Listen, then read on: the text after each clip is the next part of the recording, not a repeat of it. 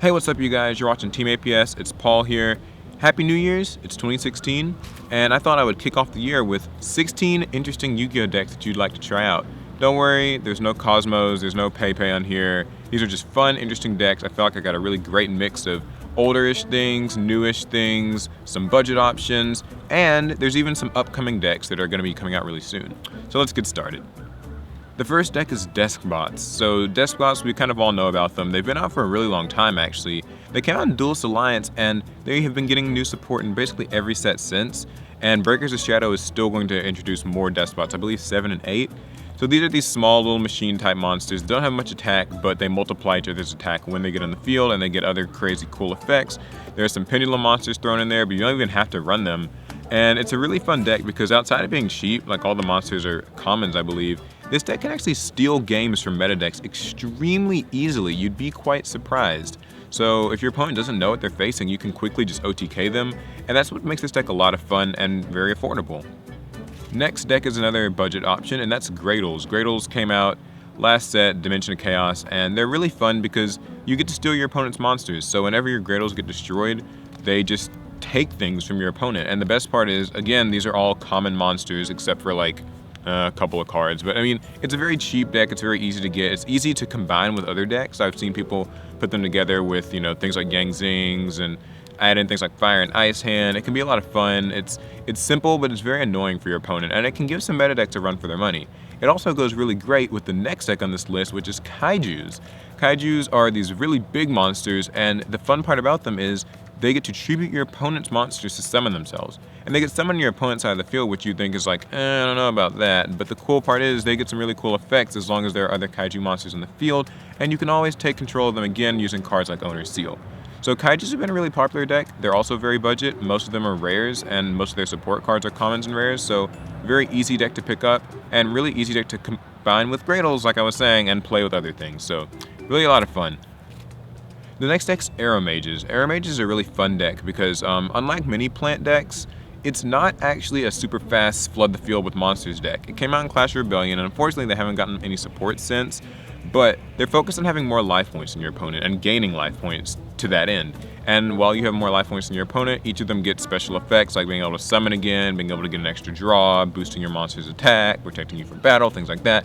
And it's fun because you can run cards like Cactus Bouncer in this deck, and you can even, if you want, run something like Solemn Wishes. They run a lot of continuous traps, like Magic Planner is a fun thing to do, and because it's not really a special summon-based deck, you get to run all the fun cards like Pot of Duality, and also things like Vanity's Emptiness and Lose One Turn. So it's a cool stun strategy. You can slow down meta decks. I've actually seen this deck take games off of, things like Cosmos, things like Pendulums once you get set up. So really fun archetype. I hope it gets more support in the future. Next is Ignknight. It's another pendulum deck that came out in Clash of Rebellion. Very fast-paced pendulum deck. They just blow themselves up and search more copies, and you can make, rank 4 or higher Xyz really easily. They're most known for making number 86, Rango Miniad, which if you make it with like 5 materials is basically game for your opponent. But Ignites are fairly affordable. There are a couple of pricey-ish ones, but the fun part about them is they can run, normal monster support and warrior support, and that's a really good thing. And, if you want an easy way to get into, the pendulum mechanic, I think it's definitely a great option to pick up. Or if you just like warriors. Next deck is Toons. So Toons kind of got a lot of support in Dragons of Legend 2, a set that kind of got largely forgotten about, although it was pretty hype when it first came out. They have, Toon Kingdom, which is a lot better than Toon World and protects your Toon monsters, actually. A lot of the new Toon support like Shadow Toon and Comic Hand and Mimicat are incredible. They have really powerful, borderline broken effects, of course, balanced by the fact that, the Toon deck has some inconsistencies. But if you're kind of one of those people who likes older retro decks with a little bit of a new school twist, I think Toons actually really do a good job of filling that gap. And the next deck on this list is also another one. In fact, I got a sort of a series of them. The Red Eyes deck, which got more support in Clash of Rebellion as well. The Red Eyes deck's actually really fast now. You can get out powerful monsters very quickly, they're very recurring, and they deal burn damage to your opponent really fast. In fact, one of the things I hate the most about facing this deck is the fact that it sets up really quickly, and that annoying Red Eyes Fusion card, which is actually really good, it and Dragon's Mirror, can summon the new Red Eyes Black Fusion Dragon thing, I can't remember the exact name of it, which is just outright annoying and has like a lot of attack points. So this is a fun deck if you kind of like those older anime style decks, and that kind of boils into the next deck, which is Blackluster Super Soldier. So Dimension of Chaos there's sort of a theme of, Clash of Rebellion supporting Red Eyes, Dimension of Chaos supporting Blackluster Soldier, and then of course you can probably guess what the next one is. But Blackluster Soldier got support. It's got a new, basically, Blackluster Super Soldier, which is the big ritual monster. This deck's pretty affordable. The Super Soldier is not more than like $7 or $8, and most of the other support cards are like commons and supers. It's not too pricey. The Super Soldier just gets loads of crazy effects if you ritual summon it with, different cards like the Evening, Twilight Night, and stuff like that. So it can get effects that Blackluster Soldier has, like, banishing cards and getting to attack again. It's a really fun deck if you were into that sort of thing. And the next deck is Buster Blader, so continuing the trend of older things getting support, the Buster Blader deck is getting support in Breakers of Shadow in just a couple of weeks. And the Buster Blader cards, they use basically the sort of Draco Destroyers. I don't know exactly how that translated here in the States, but I think that's what it's called, or Destruction Sword things. They can equip to your Buster Blader monsters, give them some really crazy effects, like being able to banish cards and not letting your opponent special summon from the extra deck. And it's got a tuner, so there's also a fusion. There's a lot of really cool cards for that archetype. So, if you liked Red Eyes, if you liked, Blackluster Soldier, if you liked Buster Blader, all three of those are actually totally viable decks, and we'll count Toons too. So if you kind of like those retro anime-based decks, then those are 3 great options for you. 4. Next up's Raid Raptors. So this is a cool little deck. It's actually been out for a good hot minute as well. I believe it came out like Duelist Alliance or something around then.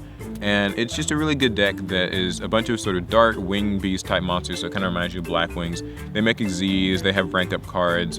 People always, for some reason, give this deck a bad rep, like it's bad or, it just can't compete. But it's actually really consistent and really recurring, and you can even combine it with other engines, Black Wings or like Clown Blade, just all sorts of things to make it even faster. They have like rank 3 Xyz, 4, 5. It's actually a lot of fun because I find it to be sort of the new quintessential easy to get into Xyz deck. Kind of reminds you of something like wind-ups, things like that. So Raid Raptors are cool, and in the new Wing Raiders set, go figure, they're getting some of their best support cards, and that comes out in February. So it's a deck you can totally play now, but it'll only get better in the future. And speaking of decks that come out in Wing Raiders, we've also got the Super Quantum Fighter people, Super Quantums. They're actually based off Power Rangers, and they're really cool. It's a very straightforward archetype.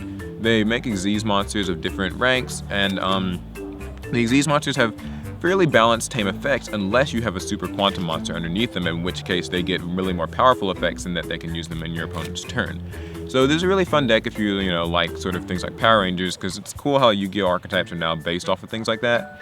But, yeah, so Super Quantums, fun Xyz deck. They have some cool support cards. It's also coming out in Wing Raiders, so keep an eye on that one.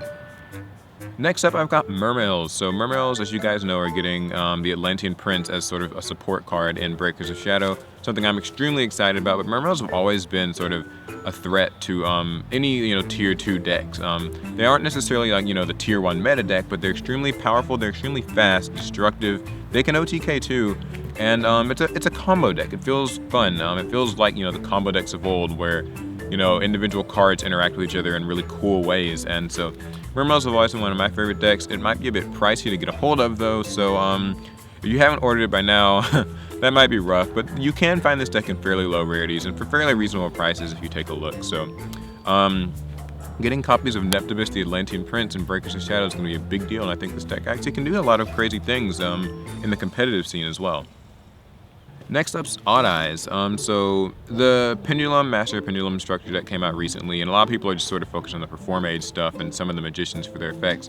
But Oddeyes is a really fun deck that I think doesn't get as much credit. I actually uploaded a deck profile of it a bit later last year, but the cool thing about this deck is, Oddeyes, all the Oddeyes monsters have some really crazy effects, and they all work really well together, and they work well with Performages and magicians.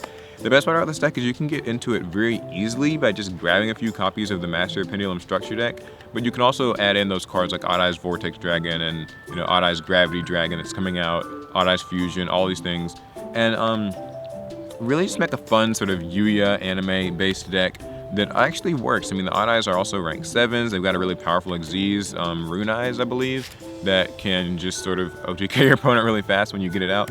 So if you like pendulum summoning, but you don't really like, running the tier 0 Pepe stuff, then Oddeyes is a really cool thing to look at too. Next up is Fluffles or Frightfurs or whatever you want to call them. They're cute, they've been out for a really long time, and I like a lot of decks on this list. And it's a fun fusion-based archetype that, in my opinion, is extremely underrated. It's been, topping some regionals here and there, but the cool part about it is that it's an OTK deck. You can kill your opponent out of nowhere. Like I was saying with, things like Deskbots, even if you aren't necessarily, running a meta deck, if you're running a deck that's fast and able to quickly kill them before they can even get a chance to really play, that's a real threat. And Fluffles can do just that. They've got so much support at this point, and they really search a lot. They search a lot, they draw a lot with Fluffle Wings and Toy Vendor. It's really kind of crazy, and then with things like Dark Fusion, you can safely make all your Frightfur monsters. Frightfur Sabretooth is actually the only really sort of pricey card in that deck. Everything else is more or less, commons and fairly easy to get. Frightfur Tiger got reprinted recently, so it's definitely a deck that you should take a look at if you haven't already. And our last couple of decks are Shiranui, which is coming out in Breakers of Shadow. It's a zombie archetype, which each of the zombie monsters kind of has a regular effect, and they also get an effect when they're banished. So the mechanic actually kind of revolves around banishing zombies, which get their effects, which can sometimes come back. They've got a tuner, they've got synchros. As a standalone archetype, it's quite cool. They even have like a themed Icarus attack card that summons one from the deck, I believe. But the cool part too is that you can combine them with regular zombies like Plague Spreader Zombie, Mizuki, Zombie Master, Book of Life, all these really cool things, and just make a really cool sort of Shiranui zombie hybrid. And that's the thing I'm really excited about because, it's nice to get some zombies that are their own archetype and not just more Skull Servants and things like that. So it's definitely one that's worth looking at. And the next one and final one is Dino Mist, which comes out in Breakers of Shadow as well. It's another pendulum-based archetype, but instead of being, crazy and just spamming summons, they are just kind of about protecting themselves. They're in the pendulum zones, they just have effects that either negate things that target them or negate things that destroy them. So your Dino Mist monsters are always safe while they're in the field. And they can just have basic little effects. They get a little bit bigger, they're able to destroy things easily in battle. They've got cool spell and trap supports. It's again another budget option, I think most of them are commons. So yeah, Breakers of Shadow doesn't necessarily have to be a crazy expensive set. And that concludes the 16 cool Yu-Gi-Oh! Deck ideas for 2016. If you liked the video, please give it a thumbs up. And if you know somebody who might be able to use this, share it with them. I think that'd be great too. And I'm looking forward to 2016 on my channel. Glad to see you guys all again. Leave suggestions in the comments for other, cool deck ideas for 2016. Stuff that might be coming out soon, stuff that's underrated, stuff that's budget. I try to kind of include a little mix of everything. And that's going to conclude the video. So remember, subscribe for more Yu-Gi-Oh! You can follow me on Facebook, you can follow me on Twitter. And this month I'm giving away a box of Breakers of Shadow provided by TCG Player. There'll be a link to that contest in the description, so if you want a chance to win at the end of this month, just check into all of that. And check out my sponsor, TCG Player, of course. And Happy New Year. Bye, guys.